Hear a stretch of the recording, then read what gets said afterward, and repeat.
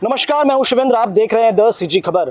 दुर्ग से आई एक खबर जिसको सुनकर हर किसी के रोंगटे खड़े हो गए थे। वो खबर थी एक घर से निकलने वाले 4 लाशों की खबर। जी हाँ, ये खबर आपने ज़रूर सुनी होगी, जहां पर दुर्ग के वार्ड नंबर 13 मकान नंबर 126 से एक घर से 4 लाशें निकली, जिसमें 45 साल का गोविंद, 40 साल की चंचल साहू, 13 साल दृष्टि और 11 साल का यशांत था।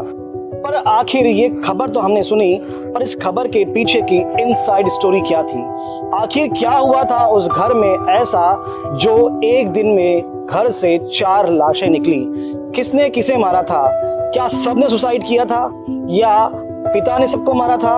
आखिर क्या थी वो बात? यही सारी इनसाइड स्टोरी बताने के लिए मैं आपके सामने हाजिर हुआ हूँ। दरअसल ये परिवार दुर्ग में काफी साल से रह रहा है। जो जानकारी हमें मिली आसपास के लोगों से, लगभग 35 से 30 साल से ये परिवार दुर्ग के वार्ड नंबर 13 में रह रहा था। गोविंद, जो कि 45 साल का है, अब भिलाई में उसका उसके अपने भाई के साथ में पब्लिकेशन का एक बिजनेस भी है।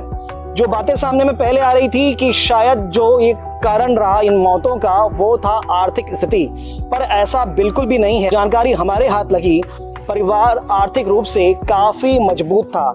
पर जब परिवार काफी मजबूत था तो आखिर क्या हुआ ऐसा जो ये घटना सामने में आई? पहले बता दूं आपको, ये घटना पूरी तरह से सुसाइड की नहीं थी। ये घटना सुसाइड और हत्या दोनों की है।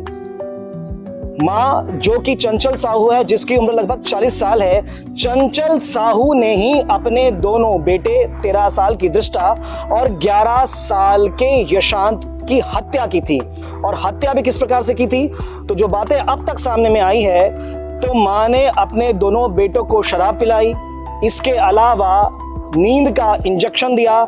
यहाँ पर एक बात ट्विस्ट जो है कि नींद का इंजेक्शन या नींद की दवाई, यहाँ ऐसी 2 बातें आ रही है, पर जो बात सामने में आई अब तक जो हमारी जानकारी में है, नींद का इंजेक्शन दिया, बच्चों के मुंह में कपड़ा ठूसा और उसके बाद गला दबाकर दोनों की हत्या की।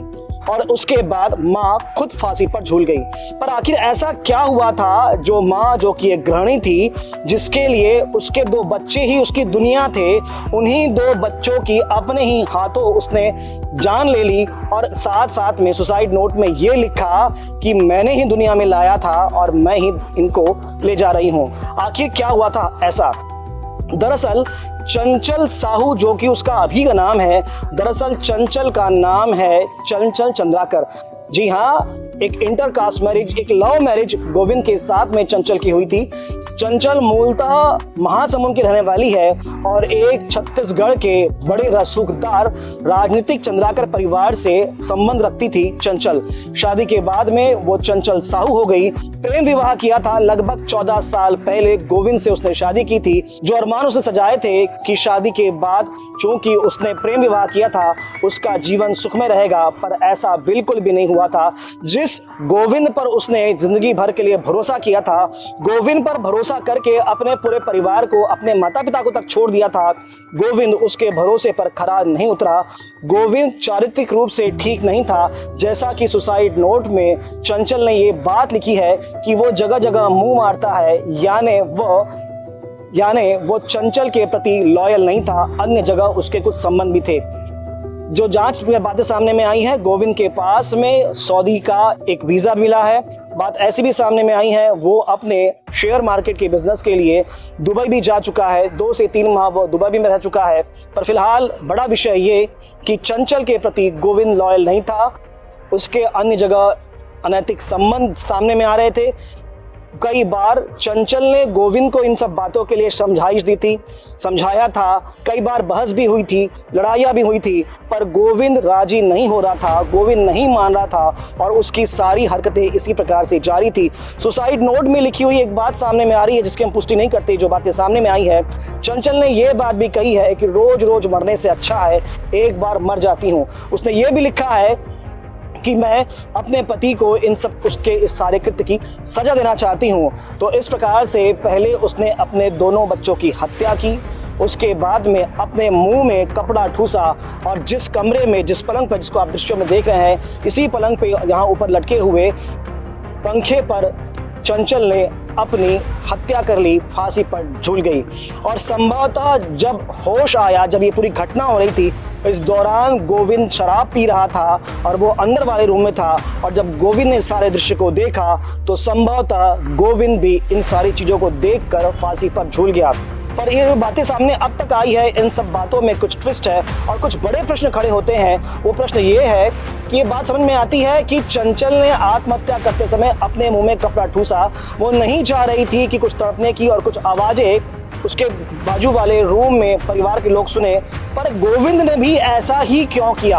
अक्सर हमने देखा है कि जब जितने भी सुसाइड केस हम देखते हैं और जहां पर लोग फांसी पर टंग कर आत्महत्या करते हैं, हमने एक भी केस में ऐसा नहीं देखा कि लोगों ने आत्महत्या से पहले अपने मुंह में कपड़ा ठूसा हो। पर चंचल ने अपने मुंह में कपड़ा ठूसा, उसके बाद उसने सुसाइड किया, फांसी पर झूल गई। और ऐसा ही बिल्कुल गोविंद ने भी किया। जब गोविंद के शव को देखा गया तो वो भी फांसी पर झूल रहा था और उसके मुंह पर भी कपड़ा ठूसा हुआ था। पर चूंकि पुलिस को उस रूम में किसी प्रकार का कोई सामान बिखरा हुआ नहीं दिखा है, तो दूसरी किसी प्रकार की बात की आशंका यहाँ पर नहीं है। अब तक बात यही सामने में आ रही है कि चंचल ने ही अपने बच्चों को मारा, खुद फांसी पर झूली और उसके बाद में गोविंद ने इन सारे दृश्यों को देखा और शायद पश्चाताप में, प्रायश्चित में उसने खुद भी सुसाइड कर लिया। बहुत सारी अभी और जांचें होनी है। पहली जांच तो ये होनी है कि जो सुसाइडल नोट मिला है, क्या उस सुसाइडल नोट में जो राइटिंग है वो चंचल की ही है? क्या उस सुसाइडल नोट को बच्चों की हत्या के बाद में जो बातें कही जा रही है चंचल ने लिखा है, क्या ये बात सही है? इन सारी बातों के बाद ही सारी बात सामने में आएगी। और एक बड़ी घटना सामने में आ रही है, पर हमें ऐसा लगता है कि चंचल के पास में दूसरे और बहुत से रास्ते थे।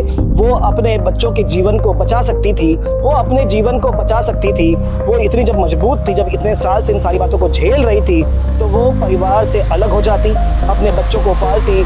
आज हम देखते हैं समाज में बहुत सारी ऐसी महिलाएं हैं जो बहुत ही निडरता के साथ में, बहुत दृढ़ता के साथ में अपने परिवार को पालती है, अपना नाम स्थापित करती है। शायद अगर चंचल ने इस कदम को न उठाकर ऐसा कोई कदम उठाया होता तो उसके बच्चे भी आज जीवित रहते और शायद उसका परिवार भविष्य में सुधर सकता था। पर आप क्या सोचते हैं इस पूरी खबर को लेकर कि क्या चंचल ने ठीक किया? इस पूरे विषय को लेकर आपकी क्या राय है? हमें कमेंट्स जरूर कीजिएगा।